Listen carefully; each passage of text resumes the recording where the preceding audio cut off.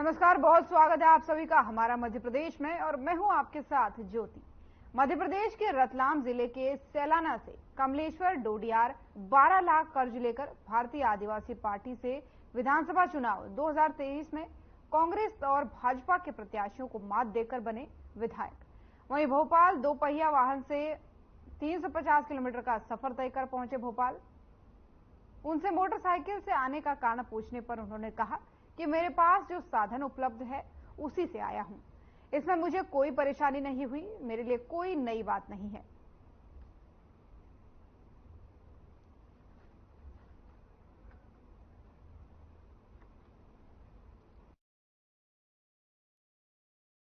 मेरे पास नहीं है, कार नहीं मेरे पास, मेरे दोस्तों के पास में थी 4 व्हीलर। अब वो समय पर अवेलेबल नहीं हो सकती, तो समय क्या महत्व को देखते हुए मैं बाइक से निकला। इतनी ठंड में 350 किलोमीटर का सफर काफी कष्टदायक होता है, कैसा रहा आप?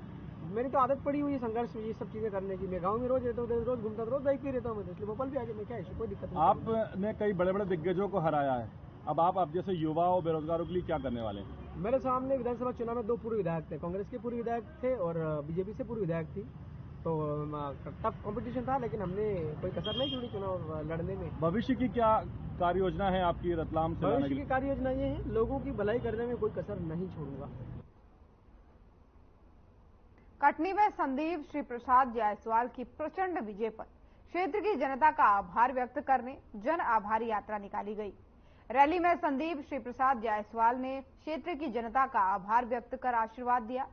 वहीं रैली में जनता का आभार व्यक्त करते हुए संदीप श्री प्रसाद जायसवाल ने कहा कि मुडवारा विधानसभा में जनता का आशीर्वाद लेने, उनका आभार व्यक्त करने उनका बेटा आज जनता जनार्दन का आभार व्यक्त कर रहा है।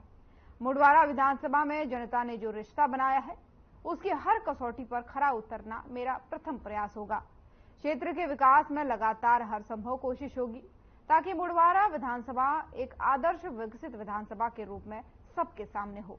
वहीं मुडवारा विधानसभा की जन आशीर्वाद एवं आभार यात्रा के दौरान मुडवारा विधानसभा के कार्यकर्ताओं और विभिन्न संगठनों ने मंच लगातार एवं पुष्प वर्षा कर विजयी प्रत्याशी संदीप जायसवाल का स्वागत किया।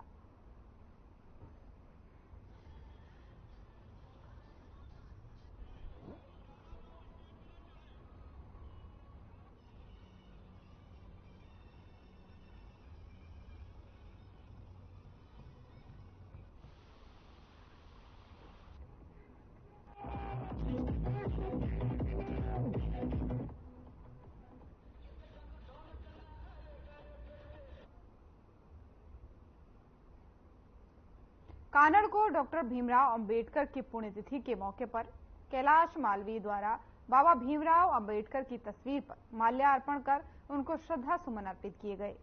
उनकी पुण्यतिथि नगर के झंडा चौक पर मनाई गई। वहीं इस अवसर पर कैलाश मालवीय, हरिनारायण राठौर वकील के द्वारा बाबा भीमराव अंबेडकर के जीवन पर प्रकाश डाला गया।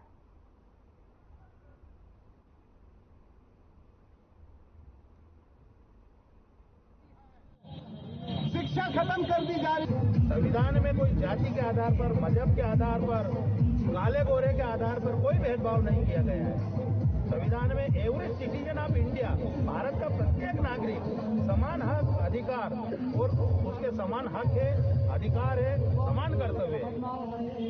तो ये 2-3 घंटे का विषय है। 3 घंटे की कथा इसी मैदान में कैलाश जी को समर्पित करूंगा, रजाक भाई को समर्पित करूंगा।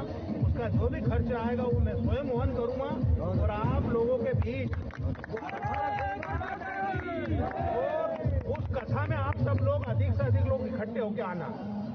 आपकी गरीबी, आपकी भुखमरी, आपका हक और अधिकार कौन खा रहा है? अब खबर खंडवा से है, जहां राष्ट्रीय राजपूत करणी सेना के राष्ट्रीय अध्यक्ष सुखदेव सिंह गोगामेडी की हत्या का विरोध जहां राजस्थान की सड़कों पर हो रहा है, वहीं मध्य प्रदेश में भी राजपूत समाज में भारी आक्रोश है। खंडवा में राजपूत समाज और करणी सेना के लोगों ने प्रदर्शन किया, वहीं रैली निकाली और कलेक्ट्रेट में 2 घंटे धरना देकर राज्यपाल के नाम ज्ञापन दिया। लोगों ने राजस्थान के सीएम अशोक गहलोत का नाम लेकर मुर्दाबाद के नारे लगाए। उन्होंने कहा कि खुफिया एजेंसी ने राजस्थान सरकार को अलर्ट कर दिया है, बावजूद सरकार ने गोगामेडी को सुरक्षा मुहैया नहीं कराई।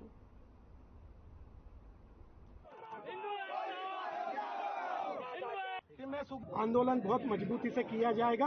आप गृह मंत्री भारत सरकार को हमारी बात बहुत मजबूती से पहुंचाएं, नहीं तो पूरे भारतवर्ष में ये आंदोलन होगा। और हम चाहते हैं कि सुखदेव सिंह जी गोगामेडी को, जो हर समाज के लिए न्याय की लड़ाई लड़ते थे, उनके साथ न्याय हो और उनके हत्यारों का इनकाउंटर हो, ये मांग लेके आए। 6 महीने से सुखदेव सिंह जी अशोक गहलोत सरकार से ये मांग कर रहे थे कि मुझे मेरे हत्या करने की साजिश की जा रही। मेरे को व्हाट्सएप और मेरे फोन से कॉल आने के बाद मुझे मारने की धमकी दी जा रही है। इसके अतिरिक्त पंजाब सरकार ने डीआईजी राजस्थान को ये लिखा कि there is a threat.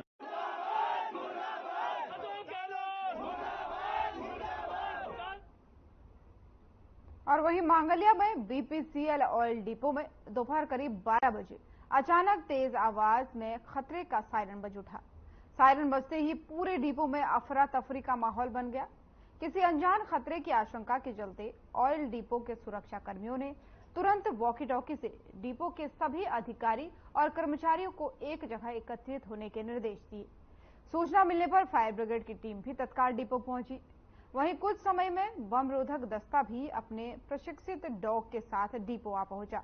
Depot के बाहर खड़े तेल टैंकर के ड्राइवर सहित आसपास के लोग डिपो में किसी अनहोनी की आशंका के चलते घबरा गए, लेकिन पता करने पर मालूम हुआ कि सारा मामला किसी अनजान खतरे से निपटने के लिए डिपो में मॉक ड्रिल की रिहर्सल कर था।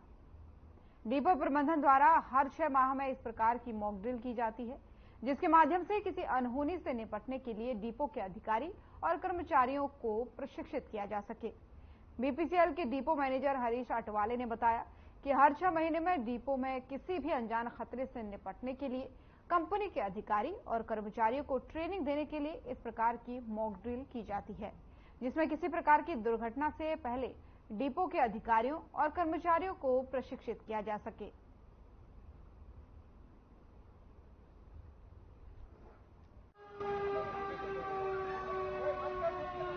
हर 6 महीने में हम बॉम्ब थ्रेट ड्रिल करते हैं। तो ये बार भी हमने इंदौर बॉम्ब स्क्वाड के सहायता से उनके मार्गदर्शन में हमने ये ड्रिल की तथा इसमें हमारे एसीपी साहब अनिल कुमार जी इंदौर पुलिस, इन्होंने हमें मार्गदर्शन किया एवं सहाय किया तथा जो इंदौर फायर ब्रिगेड है वहाँ से मालवीय जी और उनका पूरा टीम यहाँ पर आया था और उन्होंने भी सहाय किया। तो हम प्रशासन तथा पुलिस को ये आश्वस्त कराना चाहते हैं कि हम कभी भी कोई दुर्घटना की कोई संदेह न होती है तो वो स्थिति में हम हमेशा तैयार हैं और इसके लिए हम हर 6 महीने में बॉम्ब थ्रेट ड्रिल की हम हमेशा तैयारी करते हैं और हमारे सभी उपकरण, हमारे सभी सदस्य उसके लिए तैनात रहते हैं। तो उसी का ये भाग था कि ये जो आज की ड्रिल हमने आयोजित की थी। सर आपका नाम? मैं गिरीश आठवले, भारत पेट्रोलियम मांगलिया डिपो इंचार्ज।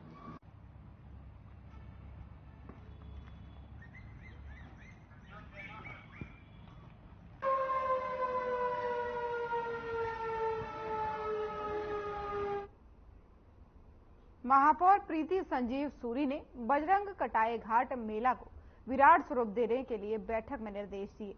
12 दिसंबर से कटाई घाट मेला प्रारंभ होगा। वहीं 9 दिसंबर को मघई मंदिर में भव्य शोभा यात्रा निकाली जाएगी। बजरंग कटाई घाट मेला में विविध सांस्कृतिक साहित्यिक कार्यक्रम का आयोजन होगा।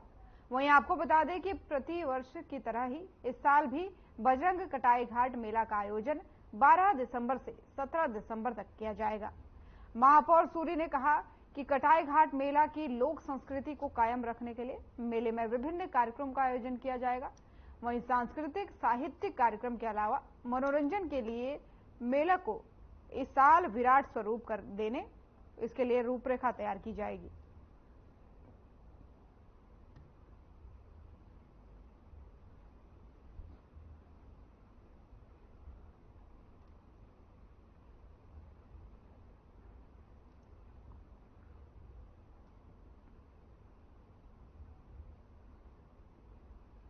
कटनी के विजय राघवगढ़ के Dhanlaxmi merchandise private limited company को कटनी जिला में रेत खनिज का ठेका की निविदा के माध्यम से उच्चतम बोली लगाकर मिला है। इस संबंध में अवैध रेत खनिज और परिवहन और उत्खनन को पूर्ण रूप से रोकने और ईटीपी जांच और सत्यापन करके अवैध परिवहन की रोकथाम के लिए कलेक्टर कार्यालय कटनी के पत्र क्रमांक 2361 को स्वीकृत जांच नाका स्थापित किया गया है।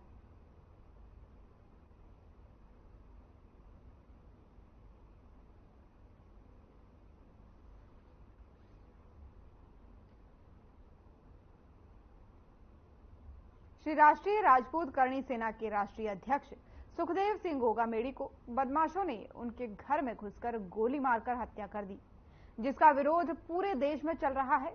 और इसी कड़ी में बुधवार को जावरा में श्री राष्ट्रीय राजपूत करणी सेना व सर्व समाज द्वारा करणी सेना के राष्ट्रीय अध्यक्ष सुखदेव सिंह की हत्या का विरोध करते हुए दोषियों पर कार्रवाई की मांग को लेकर के एसडीएम कार्यालय के सामने करीब 20 मिनट तक चक्का जाम किया गया।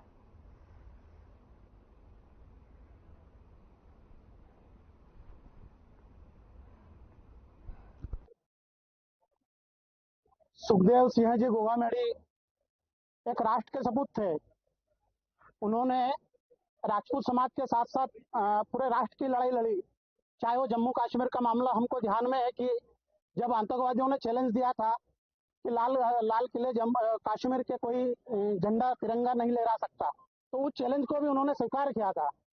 और भी ऐसे कई मामले की लड़ाई वो समय समय पर लड़ते रहे, जैसे कि मां पद्मावती को लेकर एक बड़ा आंदोलन छेड़ा था जिसमें उनकी मुख्य भूमिका रही। चाहे राजपूत समाज को 10% निर्धन वर्ग को आरक्षण देने का मामला हो। ये बात सिर्फ समाज की नहीं है, सर्व समाज की है। और यहाँ सभी समाज की महिलाएं भी एकत्रित है, राजपूत समाज की महिलाएं भी हैं। कहीं न कहीं सब समाज के बीच में एक डर सा पैदा हो गया है कि अब ऐसे दिग्गज व्यक्ति को भी अगर आम आदमी आके घर में घुस के मार सकता है, तो आप और हम तो उससे बहुत दूर हैं कहीं न कहीं।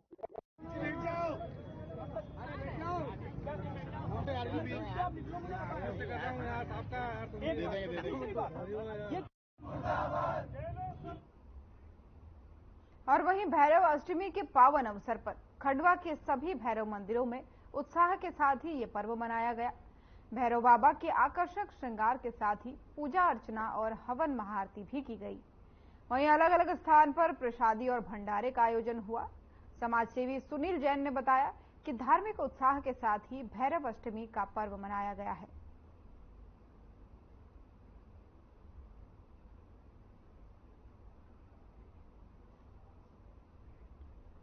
सिवनी जिले के थाना धूमा क्षेत्र के अंतर्गत कुएं में डूबकर 3 लोगों की मौत हो गई है।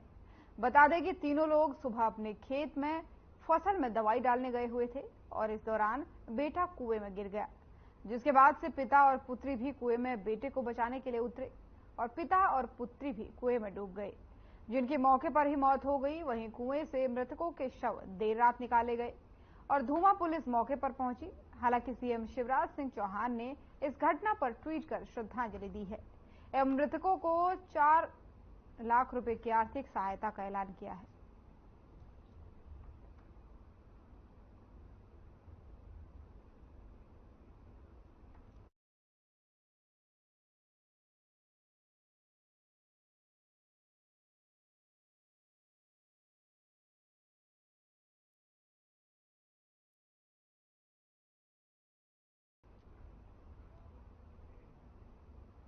सिंगरौली जिले में आए दिन कोई न कोई दुर्घटना सुनने को मिल जाती है। जिले में रोजाना सड़क दुर्घटनाएं हो रही हैं। वहीं मुड़वानी डैम के पास से नगर निगम की बस अनियंत्रित होकर पलट गई। इस हादसे में कई सवारियां गंभीर रूप से घायल हो गई। वहीं जानकारी के मुताबिक सिंगरौली जिले के बैढ़न शहर में मोरवा की तरफ जा रही नगर निगम की बस मुड़वानी डैम के पास से अनियंत्रित होकर पलट गई। इस हादसे में कई लोग घायल बताए जा रहे हैं। गनीमत ये रही कि बस खाई में नहीं गिरी, नहीं तो सिंगरौली में एक और बड़ा हादसा हो सकता था। बस में सवार लोगों को गंभीर चोटें आई हैं। वहीं मौके पर पुलिस प्रशासन और एम्बुलेंस पहुंची और सभी घायलों को अस्पताल में भर्ती कराया गया। मिली जानकारी के अनुसार किसी के हताहत होने की खबर सामने नहीं आ रही है।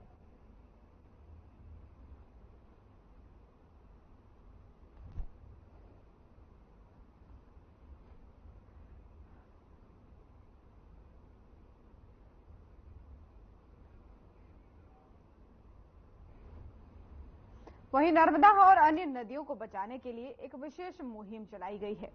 रेत ठेकेदार और प्रशासन की मिलीभगत से नदियों का दोहन हो रहा है। वहीं एनजीटी कोर्ट और हाई कोर्ट के आदेशों की धज्जियां उड़ाई जा रही है। खनिज विभाग और माइनिंग कॉरपोरेशन सहित राजस्व विभाग की मिलीभगत से ये अवैध कारोबार हर अधिकारी को उसका हिस्सा पहुंचाता है। नियमों को ताक पर रखकर भारी भारी मशीनों से दोहन किया जा रहा है और राजस्व विभाग को करोड़ों का चूना लगाया जा रहा है।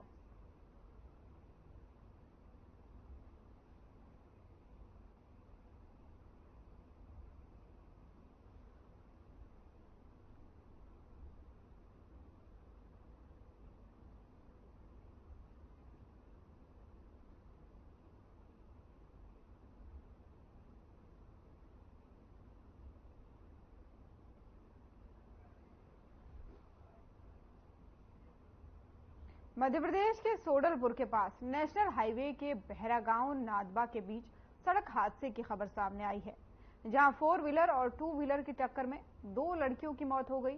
वहीं इस दुर्घटना में 2 लोग घायल भी बताए जा रहे हैं। 12 साल की रिद्धिमा और 30 साल के अजय का टिमरनी के हरदा अस्पताल में इलाज चल रहा है।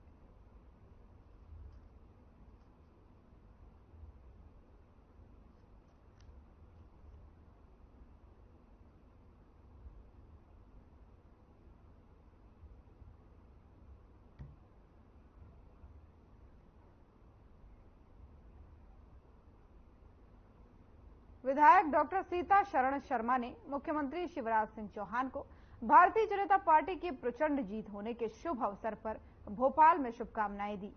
इस अवसर पर युवा बीजेपी नेता राहुल चौरे भी उपस्थित थे।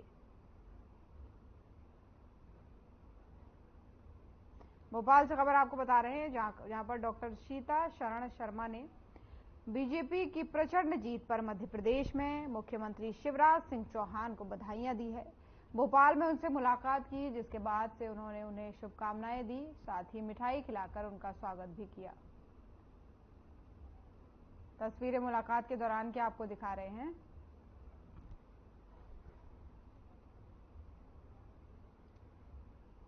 पंधाना विधानसभा की जीत के बाद से बीजेपी प्रत्याशी छाया मोरे मतदाताओं का आभार व्यक्त करने के लिए गांव-गांव भ्रमण कर रही हैं। मंगलवार को 6 गांव माखण, बैरुखेड़ा, चिचगोहन गांव में पहुंची वो, जहां उन्होंने घर घर जाकर मतदाताओं का आभार जताते हुए गांव में मूलभूत सुविधाएं देना और विकास को अपनी प्राथमिकता बताया है। वहीं मोरे ने कहा कि बीजेपी संगठन के एक एक कार्यकर्ता ने मेहनत से ही मुझे 28,000 मतों से जीत दिलाई है। मैं संगठन और कार्यकर्ताओं के विकास पर खरा उतरने का पूरा प्रयास करूंगी। मोरे के गांव पहुंचने पर ढोल ताशों के साथ उनका स्वागत किया, साथ ही मंच पर उनको सम्मान भी दिया गया।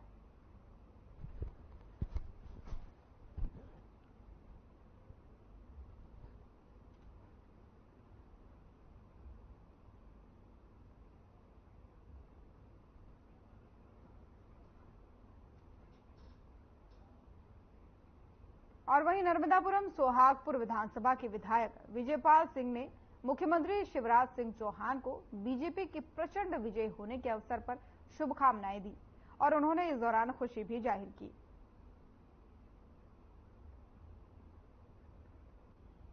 नर्मदापुरम से खबर आपको बता रहे हैं, जहां पर विधायक विजयपाल सिंह ने बधाइयां दी हैं।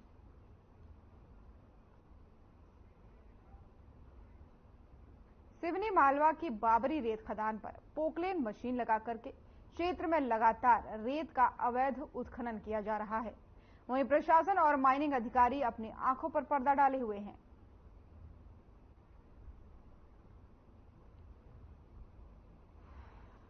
आप देख रहे हैं आर्यन टीवी और हम अभी खड़े हैं होशंगाबाद जिले की सिवनी मालवा तहसील की बाबरी खदान पे। मेरे पीछे आप देख सकते हैं कितनी ही गाड़ियां यहाँ भरी जा रही है, जबकि इसकी रॉयल्टी नहीं है।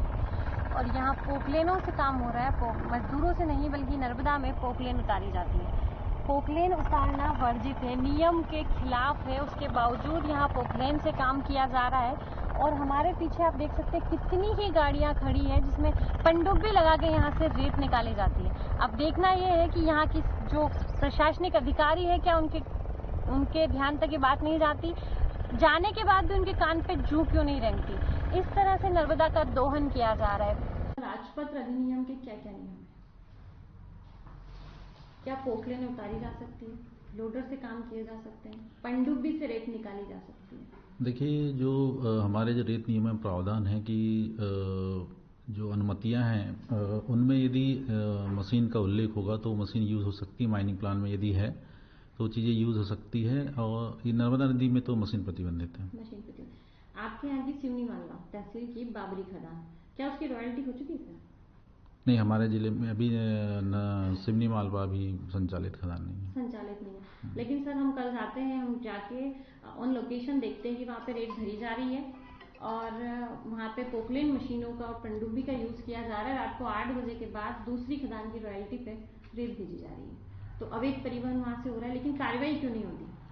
देखिए, खनिज विभाग द्वारा पुलिस और राजस्व विभाग के सहयोग से नियमित कार्रवाई की जाती है। अभी चूंकि पूरा अमला चुनाव में लगा हुआ था, हमारा जो जिला है 3 ग्रुपों में 171 करोड़ में गया है, और तीनों जो है अनुबंध हो चुके हैं, जिसमें से 2 खदानों 2 ग्रुपों के। और जैसा आप सूचना दे रहे हैं, क्योंकि बाबरी में अपोजिट साइड में भी, सीहोर जिले में भी बाबरी में खदान है, बट ये इसको जांच करके हम देखेंगे, यदि गलत पाया जा रहा हो तो कार्रवाई की जाएगी। सर, अधिकारी को फोन लगाने के बाद फोन नहीं उठाना और उनका जवाब नहीं देना, ये किस और इंडिकेशन करता है? आप क्या मानते हैं? नहीं, फ़ोन तो आम जन हो या कोई भी हो, उनको फ़ोन तो उठा के कार्रवाई करना चाहिए। अगर हम आपसे कॉल करके बात करना चाहते हैं, अगर हम उसी जगह खड़े और वहाँ पे अवैध काम हो रहा है, देन आप कॉल नहीं उठाते हैं, 1 बार नहीं, 2 बार नहीं, हर बार यही होता है, तो इसको क्या मान सकते हैं सर? देखिए, सूचना मिलने पर कार्रवाई की जाती है और इसमें सभी विभागों का बराबर सहयोग मिलता है, और अर्थदंड हमारे यहाँ काफ़ी प्रकरण बना के किए गए हैं। जो हम आपको बता रहे हैं, ऑन लोकेशन हम देख कर आए हैं, उसके अनुसार आप क्या कार्रवाई करेंगे सर बाबरी खदान? बिल्कुल, वहाँ पे जो है संयुक्त रूप से टीम बना के वहाँ पे जांच की जाएगी, और कुछ भी अवैध पाया जाएगा तो कार्रवाई की जाएगी। सर, रात को अवैध काम होता है, दिन में अगर आप कार्रवाई करते हैं देन कुछ नहीं मिलता है?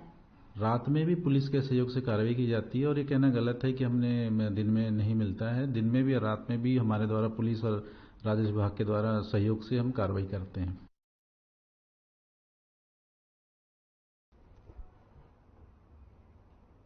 हमारा मध्य प्रदेश देख रहे थे आप। मध्य प्रदेश की खबरों में फिलहाल इतना ही। नमस्कार।